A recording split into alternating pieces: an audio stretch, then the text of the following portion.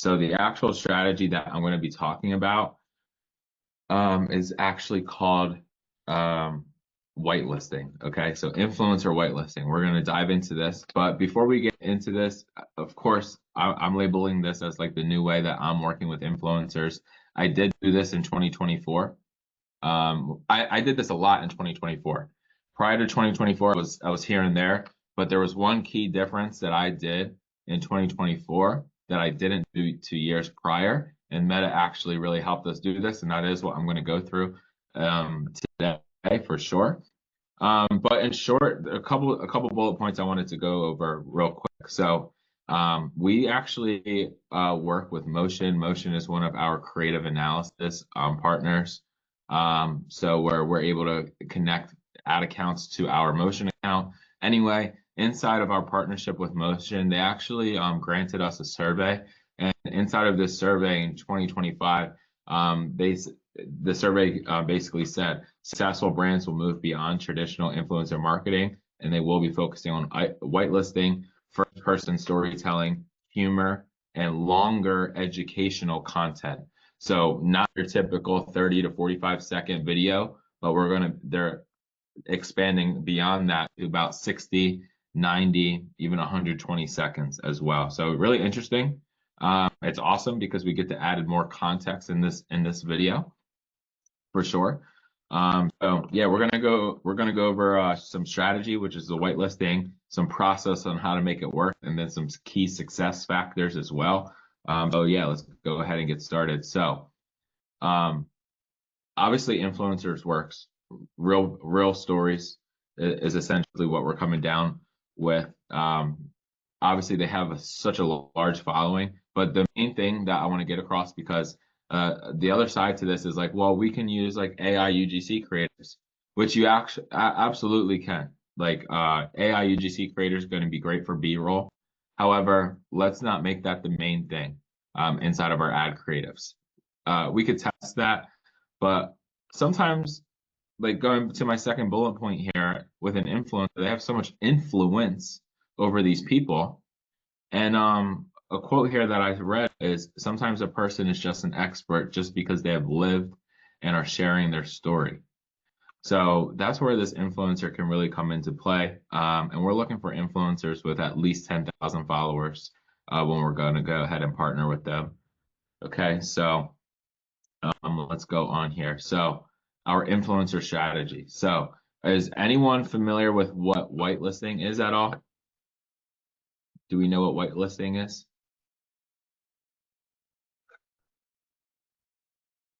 Yes, no? No, we're not familiar with what whitelisting is. Okay, awesome. Let me actually pull up exactly what whitelisting is. I'm going to show you an example. So we'll look at it live. Okay. So in short, while I'll tell you this, whitelisting is actually where we run ads from the influencer's account, and it's in partnership. So recently, within the last like year or two, you probably have seen like influencers do an organic post, and that organic post will have like in partnership with brand name. So influencer name in partnership with brand name. Well, what you're actually able to do now, which you've always been able to do it, but Meta has made it very simple to do it. You're actually now able to run ads through this, okay?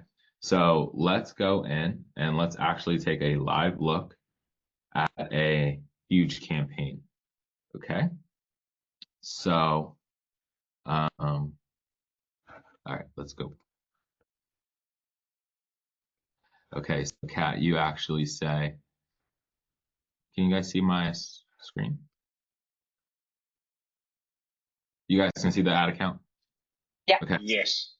Awesome. So Kat, you said I've done it. Didn't know what it's called. Yes. Yes, I figured. So just so we can see, okay? We can see here that we have the brand or the influencer name. We see this, the influencer name, and we have the brand name here. Okay, so this is what whitelisting is. And then this is the influencer literally doing a demo over the like doing a demonstration of the product, literally talking into the screen. Okay, so it hits on some key things that I talk here. Okay. So how here I say, or actually this actually might be a little bit later on. Yes, first person storytelling. Okay. So first person storytelling, a POV, diary style content. This is like what we're looking at here inside of this account at the moment.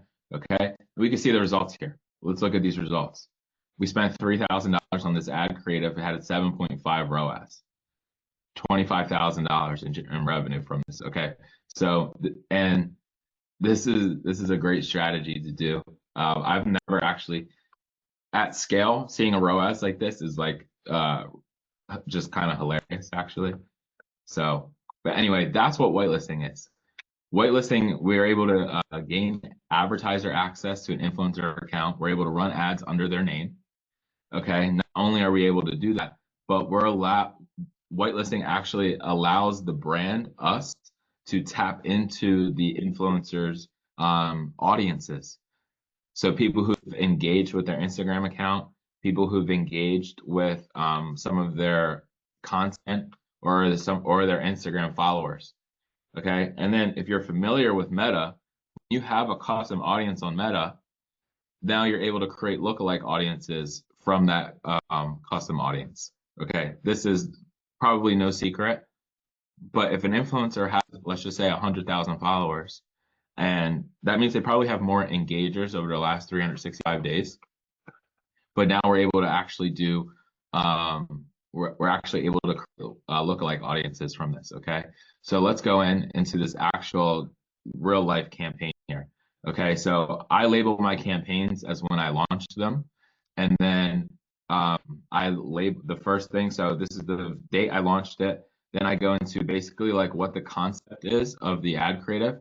So this concept was just a cold day in Nashville, which is a awesome city in the United States.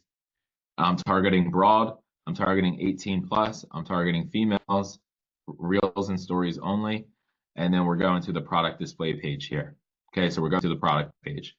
It's set up as website, and we're going for the purchase event of, yeah, we're going for a purchase event. Okay, so this is a sales campaign. And then you can see here, 18 to 65, women only. Okay, really wide open. No detailed targeting here at all.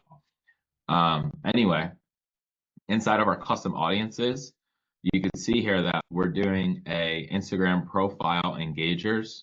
So this is the actual custom audience. She has about like 300,000 Instagram followers, I believe. And then what I did was I then created lookalike audiences up to 3%. So 1% to 2%, and then 2 to 3% of this. Okay. So this is super helpful. This gives us a really, really, really good audience here. Yeah, Kat, it looks like you have a question. Awesome. Yeah, can you only create lookalike audiences when you're actually whitelisting with an influencer, or can you go and get a lookalike audience when you have nothing to do with an influencer? Yeah, you can only create a lookalike audience when you have something to do with the influencer. And Okay. so I kind of go through this. Let's go. I'm kind of going along with the PowerPoint right here without even looking at it. So this is a terrific question. So inside of Meta, you have something called the Partnership Hub, Partnership Ads Hub, and you open that up and it brings you to a page that looks like this. And you can see how many people I'm whitelisting with. Okay, I love this whitelisting strategy, absolutely. So when you go here, it's really, I'm on the agency side, I guess you can say. So the brand would only see their brands or their partners. So I get to see everyone's partners. Anyway, all you do is click add partnership, and then you search for the creator's Facebook or Instagram account. So in this case, it's here. Okay, so this is the girl that we're talking about. You go next, and then you select your business asset that you want to partner with. Okay, and then you just click send request. We already have a partnership request with them.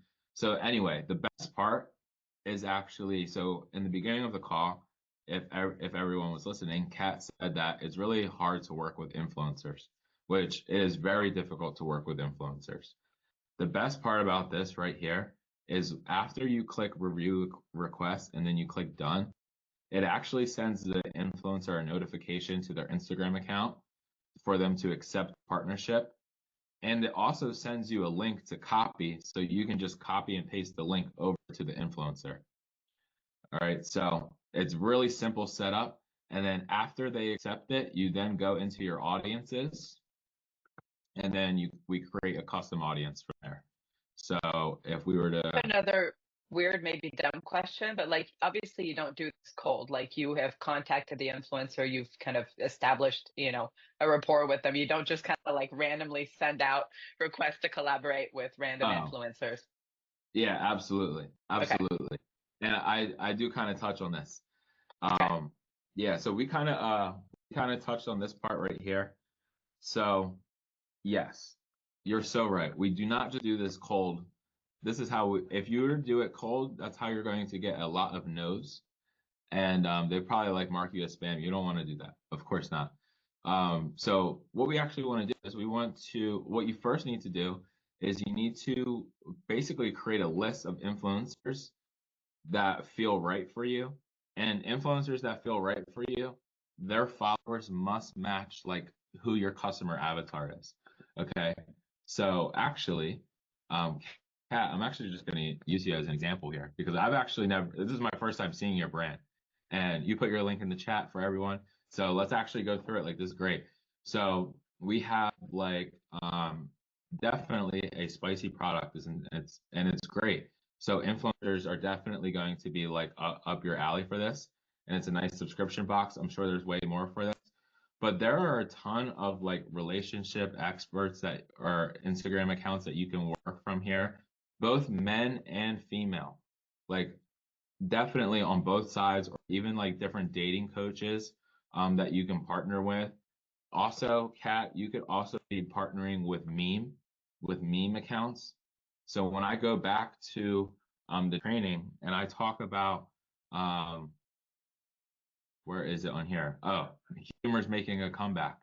Your meme accounts can absolutely like work for you. Like you could partner with Barstool, or maybe like I think there's one, maybe like I think it's called like Hoodville, for example, right? Whatever you think is going to fit you, but the most important thing is that their followers absolutely need to match your customer avatar. Okay, so you don't necessarily like, let's just use like the largest influencer, Kylie Jenner, for example. Not all of her, she's a great influencer for many different reasons. Obviously, you don't need me to tell you that. Um, but the only issue I see with that is that like she's not like a niche influencer. She's like an A-list celebrity. So she doesn't have like a general niche. Um, so when we're looking for like a cooking audience, Kylie Jenner probably actually isn't the best one for you, right? Because she's an A-list celebrity. So we might actually want to partner with chefs at that in that regard.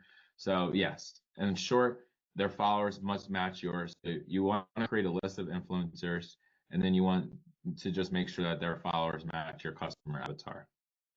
Now, this is the key to success right here. This next one is negotiating terms. So, negotiating terms. There's two things that are going to happen, or there's three things that are going to happen. One, the influencer is going to know that they can get paid a pretty good dollar to get to do whitelisting. The influencer is not going to know that they can get paid a pretty good dollar to do whitelisting. And then there's a third option where um, the influencer might know or they might not know, but you can kind of like control the negotiation sequence here, guys, by just straight out coming with them with an affiliate link. Okay. Now, for influencers, an affiliate link is oftentimes unattractive. Okay, but what it's unattractive because they have to generate their own traffic. In this situation right here, they do not have to generate their own traffic. All they have to do is create maybe like 2 to 3 videos for you per month. They have to only create 2 to 3 UGC videos. It doesn't even have to be a UGC video if you're working with like a meme account. I just said to Kat, like that meme is just going to be an image. So anyway, how this works is when we go through, we're going to go back into this ad account. So when we go to the ad, and then we have this Mary girl, the affiliate link would just be the website URL. So when we go ahead and we run ads, we're actually running ads to the influencer's affiliate link. Okay. And then that affiliate link is going to your page. And then if this influencer got 10% or 30%, whatever the percentage is that you work out with them, this is where it's generated from. Okay. And this is just one video that they created. So this influencer would have gotten paid out $2,500 essentially. And they're not doing anything. They're not even posting the video. This video right here is not posted. This video is literally emailed to the brand and it's not literally not posted. And we just run traffic to it. So the influencer does not have to do much. It's very easy to do it with them. And yeah, it's great. So I definitely prefer the affiliate link, especially as a brand. These are negotiations. So they might negotiate back with you. They might want a base plus an affiliate. Who knows? Anyway, with that being said, if you're on Shopify, I would just use Shopify Collabs to do all of your affiliate links. It's a free app. Shopify Collabs actually used to be called Dovetail, and Dovetail used to be $90 a month for affiliate and influencer marketing. Shopify acquired Dovetail, and then now it's free. Okay, so basically you're getting a $90 per month Shopify app for free now because Shopify is a terrific business and they acquired the app. Yeah, Kat. I'm asking a ton Es of una cosa questions. que This is nosotros really podemos hacer interesting. contenido Oh, US One latino moment. SDM. Yes, Kat. what's a good like affiliate percentage that you offer? I have a pretty high ticket item and it's a subscription. So I was thinking about offering an affiliate. It's like $179 per box and it's a quarterly subscription. So I was thinking about offering like a 25% on the first box or something like that. Is that I don't know, you know? Yeah, this is a great question. So, in a separate ad account that I have where we're doing this whitelisting, it's a subscription box actually. It's nothing like yours. Mhm. It's for nutrition and it's only $70. Okay, and it's not like a mystery box of any sort. So Yeah. anyway, they're actually doing. I think their offer is 50% affiliate commission on the first month. I think what theirs is 50% on the first month, and then it's tiered off on the back end, maybe at like 10% per month or whatever it is, something Okay. like. So they, what they realize is that they're getting influencers they're not paying influencers up front. They're paying them $0 up front. They're saying, hey, we're going to be running traffic. All I need is 2 to 3 ads from you per month and we're Mhm. going to send traffic. We're going to front all of the ad spend to your affiliate link, and then they go with that irresistible offer up front, and then it's tiered off on the back end, and they get yeses a lot. They get yeses a lot. So that's what works for them economically. So Okay. yeah. So I mean, for you, I think like that could work for you. Okay. Awesome. Thank you. Yeah, that's a great question though. And then I did go over the gain access part and the create audiences. That's super important. You need to do this. If you do not create any audiences, this is not going to work. I mean, it probably might work because then you're going back to your typical UGC, but we absolutely need to create audiences. So what I'm saying is, if we didn't run ads to this audience, we're not getting the 7.5 ROAS. Absolutely not. We might get a 2. We also might get like a 1.1. Okay. So if you want essentially guaranteed things to work, we run ads to their audiences and create those lookalike audiences. And then here with the A/B testing, we're having influencers create different styles of content. So I'm going to touch soon down below. I'm going to touch on like some frameworks, but we want influencers to create different styles of frameworks. So what I mean, like maybe one influencer does like a POV. Maybe like one influencer does like this first person POV style, and then we have the meme account do a humor one, and then we have someone do like a long form educational ad. Okay, this is what this A/B test looks like. Okay, now we're gonna see which style of format is working, and then let's just say the POV is working the best, and humor is working, but long form education is not. then we should tell the influencer who did the long form education, but their ad did not work. We should tell them to do like a POV diary style content instead of beating a dead horse, essentially. All right, so that's basically like what you need to do inside the ad account in terms of like just being agile, I guess is the best word to use. All right, so last thing here, I do have a full SOP for influencer whitelisting, scripts to reach out to the affiliates for both offers, flat fee and affiliate only, how to actually add the partner to the partnership hub, and how to send them the link and everything. So everyone on this call, I can send over the SOP for this. So kudos to you guys for joining, but it is absolutely an awesome strategy. I want more people doing this. Okay, let's go on. Are we all good there? Any questions at all? We're still good? All right. All right, let's go. So yeah, kind of explain it. First person, I touched on this a lot. Humor though. There were some awesome stats that they shared with me. I have them. I'll pull them up on my other screen here. It's going to take me a while, but basically, like people were like, we're not using humor as much inside of their ads, which is like kind of crazy. So Motion is saying, I'll pull this over for us. So, sorry.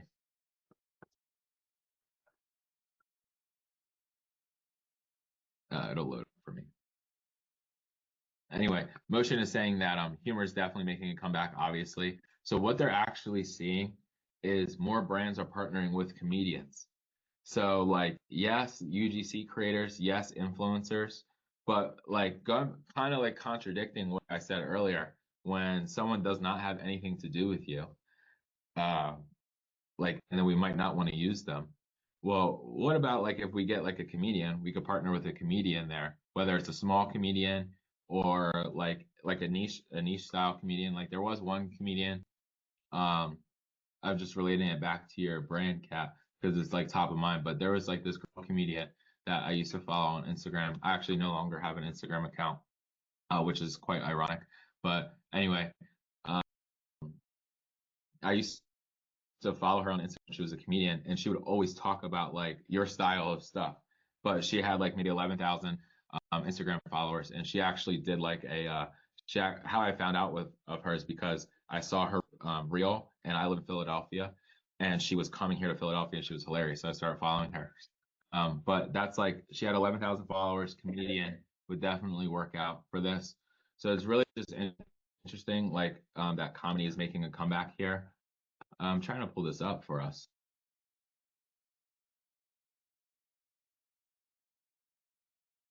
Yeah, like they're saying like when did advertising stop being funny? So it's almost like a no-brainer just to keep on using um, funny content. And then the last thing I want to stress on this page is high volume creative testing. Like we just have to make ads. We just need to make ads. So many people say our ads need to be on brand, or we need it to be on brand, which I get it. I do get it. But I'll challenge you with this, or challenge people with this. For every ad that is on brand, make one that's not on brand. That's kind of like off track of what you're thinking, because that might just work. Yes, Kat, thank you for another question, for sure. Sorry, this is becoming the cat show. I apologize. Oh, good, Um, no worries. I have a question about how do I formulate this? Um, more the technical like focus. If I'm asking a influencer to do a whitelist ad with me, will that ad show up to their followers? So even though they're not actually posting the ad, I'm placing the ad within my, ad account or whatever. Will the ad show to their influencers, or will it show only to like a lookalike audience? It will absolutely show. Sorry, to their followers. Yeah. That no, it 100% goes to their followers. Okay. So it goes. So we're including people. We're Okay. including So people it who is as if they had posted it and it's sort of cross posted. yes. but the Okay. influencer doesn't have to deal with I understand. one posting it, or like I don't want this on my grid, for example. Like Right. well, you don't have to post it at all. But do they ask to have visibility on what it is that you're going to post? Obviously, you're posting the video, and they're sort of creating the video for you, so they know what's going out. But like the writing next to it and all that stuff, right? Yeah. That's a great question. They could ask for that. However, I've Okay. never actually ran into a situation where they wanted us to change the caption at all. Okay. So Great. pretty awesome because they're in that regard, they're really easy to work with, actually. Once we start working with them. Yeah. So we Okay. could say essentially I haven't ran into that, but it's not only going to go to their followers, Kat. We're the whole point, like we want this to go to their engagers over the last 365 days. And then we want to make lookalike audiences from those engagers. So it's going to go to their followers and their engagers. Okay. Yeah, so we're really hitting a massive audience there. Massive audience. So when we create ads, we really want to lean into these four categories here. And what my biggest recommendation is just make ads. Like even if you're not doing influencers or UGC and you're just doing statics, it's going to be a volume game, okay? So in 2025, brands will invest more in testing and iterating influencer ads. 71% of DTC advertisers are increasing their spend on Meta, and influencer-driven creative will be at the center of their ad strategies. Okay, let's carry on here. So just kind of like wrapping up this influencer section here of this whitelisting. This is the new way we should be doing influencer marketing, absolutely. But whitelisting influencers is the most effective way to scale influencer content with paid ads. We can keep on requesting more content, especially if we're making the influencer an affiliate with us. It's in their benefit to make content. They don't even have to post it. It'll take them 30 minutes a month to create like one video. Okay. Um, use first person content formats, incorporating humor. Definitely do not be afraid to launch longer than 60-second videos. Absolutely. Definitely do not. Also, one thing, if a video is really long and we get people to watch the whole video, that person becomes really engaged with our video. And now you can retarget those people. And yeah, I didn't even touch into the strategy, but real quick, if I'm in this ad account specifically, we're partnering with a lot of different influencers. So then what we started to do was we were running, look how simple this is. So we were retargeting people who watch 50% of the video for all of the whitelisting videos. And was this ad was literally a basic static image. It's just a static image going to the regular product display page, but it was going to people who watched all of the influencer videos. Okay, and it's not that ad that I just showed you was not a whitelist. It was coming from the brand. Okay, so with that being said, don't be afraid to run longer videos because you can retarget those people who do watch them. And then in short, we just got to test higher ones. So everyone on this call will get access to this training, to this training, but actually to the SOP that I have so that you can implement it immediately. And then just some last things here. We don't have too much longer at all on this. So I definitely appreciate everyone's time and energy for joining this. I don't want to hold you too long at all. Your time is super valuable, of course, but just some quick frameworks, okay? So these are just literally quick frameworks that I like to follow. And if you do, now creating a script for an influencer is sometimes hit or miss because they might not follow it. I do like to give them some sort of guidance. And by guidance, I'm talking about this framework. So that's why I want to bring these frameworks back into the whitelisting conversation for UGC. So when I talk about UGC, I don't just mean for influencers. I mean with working with creators who are professional content creators. They look like influencers, but they're literally not influencers. They just want to create content. Okay. They could be influencers, but they just literally probably not. most of them, and they're just UGC creators. And they're essentially paid actors, literally. They need to follow a script, and influencers should follow a script, but just going back to it, they are hard to work with. So they might just do whatever they want because they know who their audience is. And that's whatever, we'll take it, we'll test it. When in doubt, test it out, doesn't matter. So anyway, I do like to follow these scripts. I call this the AIDA framework: attention, interest, desire, action. So obviously starting out with a strong hook in the beginning of the video, um, showing how the product solves the problem, highlight the product and benefits and social proof, and then a clear call to action. That's probably one of the most basic scripts. Then we have, I call this like a Band-Aid framework here, where we're identifying a pain point up front, we're agitating that pain point, and then we're putting the solution on it. Okay, so it's like a Band-Aid approach. You got a problem, you put a Band-Aid over it with the solution. Okay. And then the testimonial, which is kind of like what we were just looking at with the testimonial. Testimonials like I was struggling with, or literally doing that POV storytelling side of it. And then we have unboxing, which of course is very popular.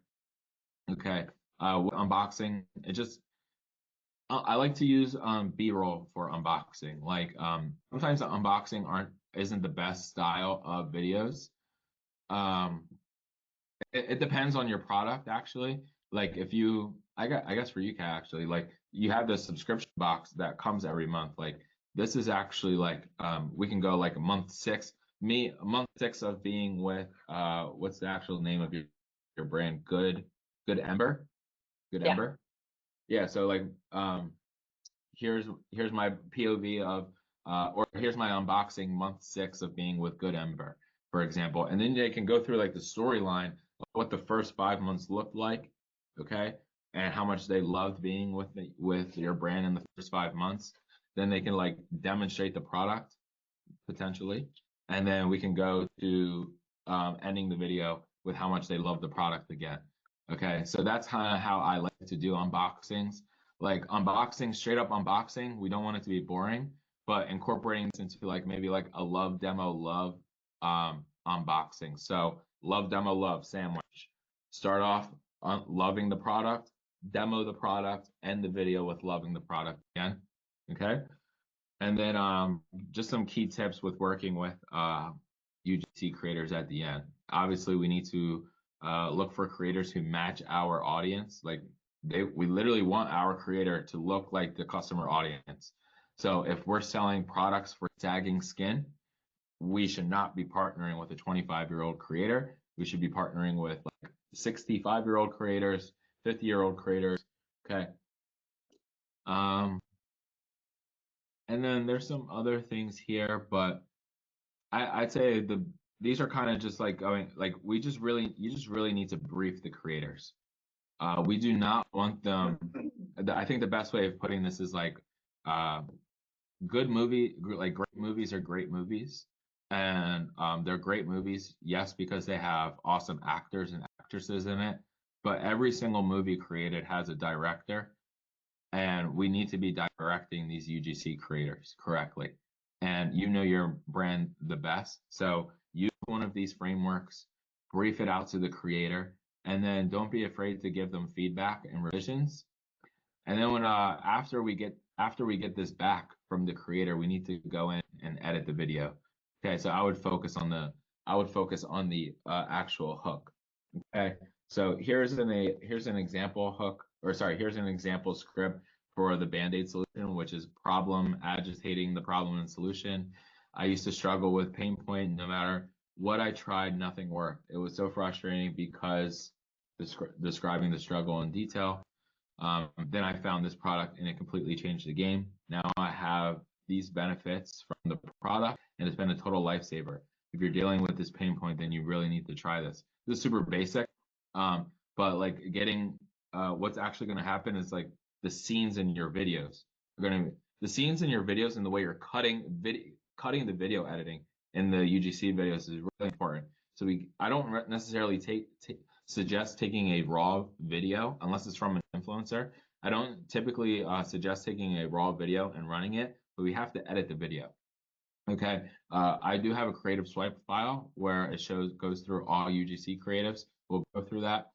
And then we got to just measure some success with these. And honestly, it just comes back down to our cost per click, our our click-through rate, and then yeah, sales, but how many add to carts are we getting?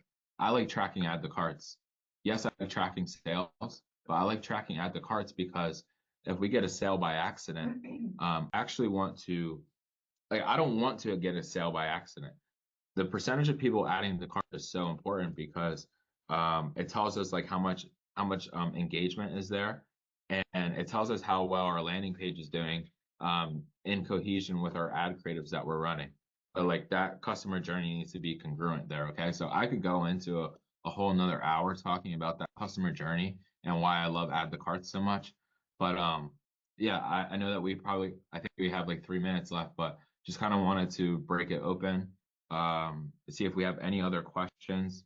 And I would definitely like to get your thoughts on this training. Absolutely, going through everything.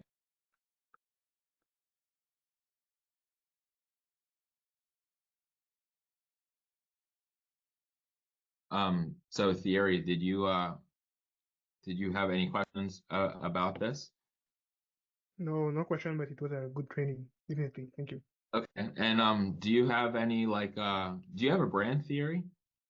No, I'm an email marketer for Got it. e-commerce store in Montreal.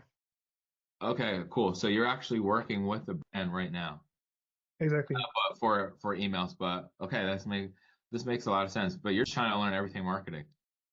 Yeah, I just like to learn. Just I saw the message, so I was okay. Let's learn Yeah, more well, about marketing. yeah, thank you for joining for sure. I'll still send over this SOP to you for whitelisting. Kat, did you have any other questions at all? You asked some awesome questions, so thank you for asking them. If you have any more, don't be afraid to ask. No, this was really, really great. Honestly, like I just learned a ton. Bonjour Thierry, en passant, je suis à Montréal, moi aussi. We're both from Montreal. Yeah, I learned like a ton. So thank you. I really appreciate it. That's awesome. Great feedback. Thank you so much for joining, and also thank you for your energy. I guess we can end it here. If we don't have any questions, we'll send the recording. I'll send everyone the SOP. Kat, let me know about this. Definitely use it. Um, also, like if you want to send me some information about like your current ad account and like some stuff that you're seeing right now, I'm definitely open to obviously like providing some feedback, of course. And just Amazing. It's a mess, but thank you. it's okay. I'm just getting started, but yeah, I'd be really curious actually if you wanted Yeah. to let me know how I'm doing so far. Yeah, it's all okay. It's all okay. Just we got to keep organized back there. So I definitely would like to help. Appreciate it. But Thank you. we can end here, I guess. Sebastian, Yep. if you want to add anything.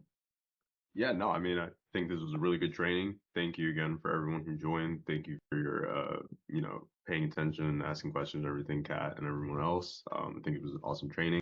We have another training next week. This will be going over conversion rate optimization for DTC brands. So we'll be diving deeper into how to master the buy box, how to optimize your cart and checkout pages, and just some other landing pages and things you can utilize as well to diversify your customer journey. So just be sure to check that out.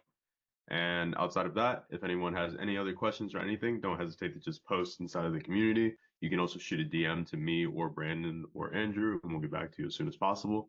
And other than that, thank you everyone for joining and look forward to seeing you all in the next training.